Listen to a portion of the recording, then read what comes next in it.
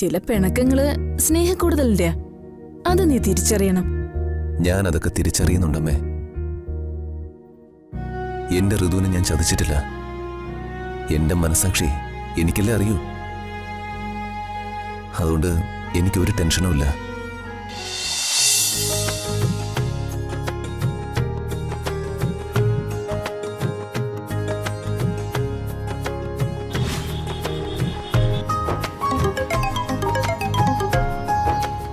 Hello, ഞാൻ ഹോസ്പിറ്റലിൽ നിന്നാ സിസ്റ്റർ സൗമ്യ. പറയ് സിസ്റ്ററെ. സോറി ഡോക്ടർ, ഒരു വലിയ മിസ്റ്റേക്ക് പറ്റി. ലാബിൽ പറ്റിയ മിസ്റ്റേക്കാ. ഡോക്ടർ എന്നോട് ദേഷ്യപ്പെടരുത്. എന്ത് മിസ്റ്റേക്കാ?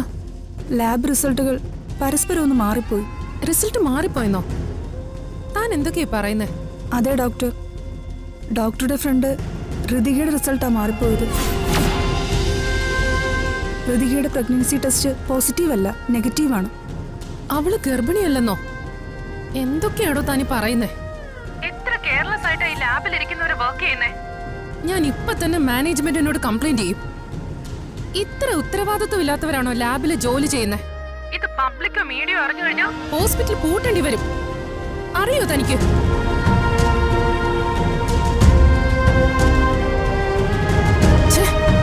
യൂസ്ലെസ്.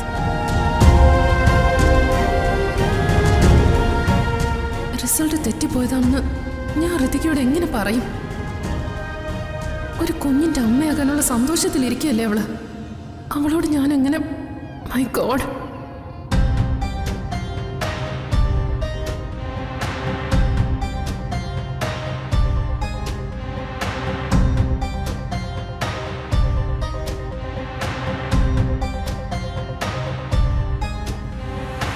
അമ്മേ, പേടിപ്പിച്ച് കളഞ്ഞലോടാ, യൂസ്ലെസ്. എടാ, നീ എന്താടാ ഈ കാണിച്ചേ? എനിക്കിപ്പോ കാർഡിയക് അറസ്റ്റ് ഉണ്ടാവുമായിരുന്നല്ലോ. അമ്മയുടെ ഹൃദയം നല്ല ഒന്നാന്തര ഉരുക്കല്ലേ, അതങ്ങനെയൊന്നും പൊട്ടില്ല. അല്ല, അമ്മ ഇപ്പൊ ആലോചിച്ചുകൊണ്ടിരുന്ന കാര്യം എന്താണെന്ന് ഞാൻ പറയട്ടെ. എന്റെ മനസ്സിലെ കൊറേ നാളായിട്ട് ഒരേ ഒരു കാര്യമേ ഉള്ളൂ. അതുകൊണ്ട് നിനക്കത് പറയാനും കഴിയും. ഗർഭിണിയായ ഋതിക ഒരു രാജകുമാരിയെ പോലെ ഇവിടെ കിടന്ന് വിലസുക. അവള് ഗർഭിണിയാണെന്ന് അറിഞ്ഞതോടെ തന്ത പ്രതാപവർമ്മയ്ക്ക് അവളോടുണ്ടായിരുന്ന ദേഷ്യം ഒരു പകുതിയായി കുറയുകയും ചെയ്തു. കറക്റ്റ്. ഈ ഒരു സിറ്റുവേഷൻ ഇങ്ങനെ തുടർന്നു പോകുന്നതേ വളരെ ഡേഞ്ചറാ. അതുകൊണ്ട് ഋതികയ്ക്കിട്ട് നല്ല ഉഗ്രനൊരു പണി കൊടുക്കണം.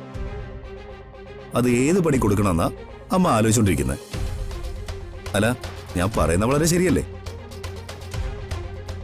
നീ പറയുന്നതേ വളരെ വളരെ ശരിയാണ്. അവളെയും അവളുടെ അമ്മയെയും ഇവിടെ അങ്ങനെ വാഴാൻ അനുവദിച്ചൂടാ. അവളെ പ്രതാപൻ സ്നേഹിക്കാനും പാടില്ല.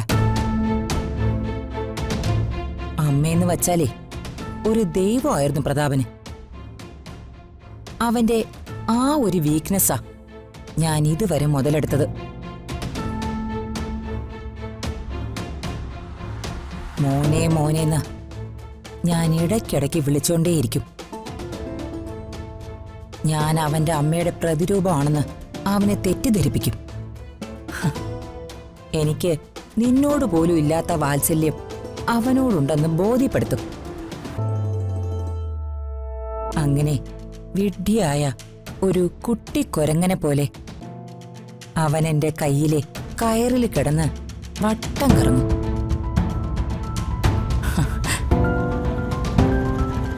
എന്റെ പിടി പൊട്ടിച്ചേ അവൻ മറ്റാരോടും അടുക്കാൻ പാടില്ല. അടുത്താൽ നമ്മുടെ ലക്ഷ്യങ്ങളൊക്കെ തെറ്റും. ഗർഭിണിയായൊരു മകളോട് ഏതൊരച്ഛനും വാത്സല്യം തോന്നുന്നത് സ്വാഭാവികം.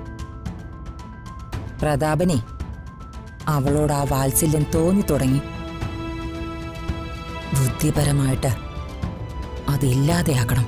അല്ല, അതിനമ്മ വല്ല ഐഡിയയും കണ്ടിട്ടുണ്ടോ? അംബികാവർമ്മയ്ക്കാണോടാ ഐഡിയയ്ക്ക് പഞ്ഞം? ദുര്യോധനനെ കൊല്ലാൻ ഭീമൻ ജനിച്ചു, കർണനെ കൊല്ലാൻ അർജുനനും, കംസനെ കൊല്ലാൻ ഭഗവാൻ ശ്രീകൃഷ്ണനും. ഞാനേ ഒരു എക്സാമ്പിൾ പറഞ്ഞു മാത്രം. ഇവരും ഞാനും തമ്മിലെ അജഗജാന്തര വ്യത്യാസമുണ്ട്. എന്നാലും സത്യം സത്യമല്ലാതാവോ?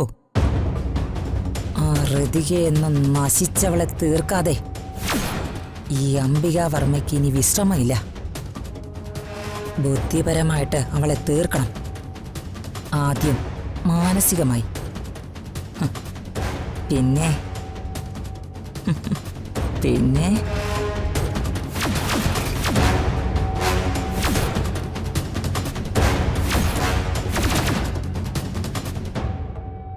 സത്യത്തിൽ അവൻ എന്റെ മകനായി ജനിച്ചില്ലല്ലോ എന്നോർത്ത് എനിക്ക് സങ്കടമുണ്ട്.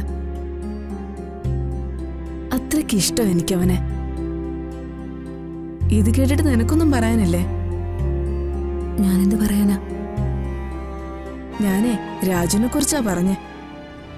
ഇത്രയും നല്ലൊരു സ്വഭാവമുള്ള ഒരു ചെറുപ്പക്കാരനെ ഞാൻ എന്റെ ജീവിതത്തിൽ കണ്ടിട്ടില്ല. അതുകൊണ്ട് നാണം കെട്ട് ഞാൻ ഒരിക്കൽ കൂടി പറയുവോ, മോള് രാജുവിനോടുള്ള പിണക്ക് അവസാനിപ്പിക്കണം. അമ്മയ്ക്ക് ഇതല്ലാതെ വേറെ ഒന്നും പറയാനില്ലേ? എനിക്ക് ഈ കാര്യത്തിൽ ഒരു പരിഹാരം കണ്ടെത്തിയേ പറ്റൂ. മക്കള് സന്തോഷത്തോടെ ജീവിക്കുന്ന കാണാനാ ഞാൻ ഇങ്ങോട്ട് വന്നേ. അല്ലാതെ നിന്റെ വിഷമവും നിന്റെ ഭർത്താവിനോടുള്ള പിണക്കം കാണാനൊന്നുമല്ല.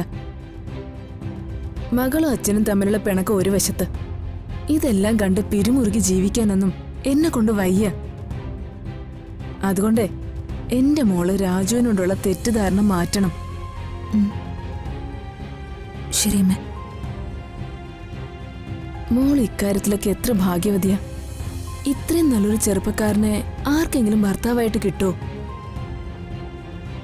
ആ രാധമ്മയും വേണുവേട്ടനും കൂടി എത്ര നന്നായിട്ട് അവനെ വളർത്തിയേ.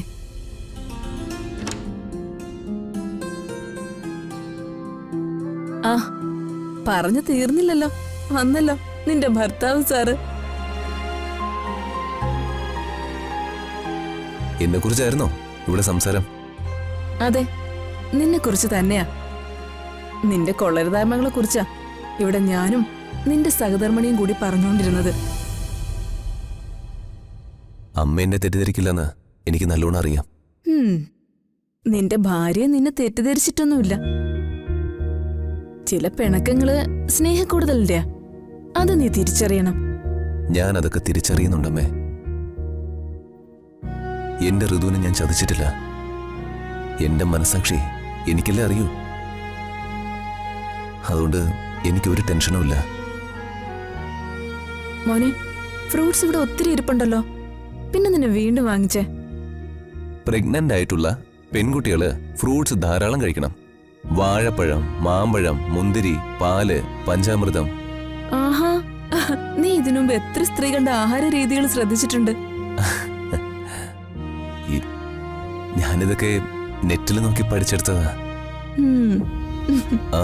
കുങ്കുമപ്പൂ വരെ ഞാൻ മേടിച്ചിട്ടുണ്ട്.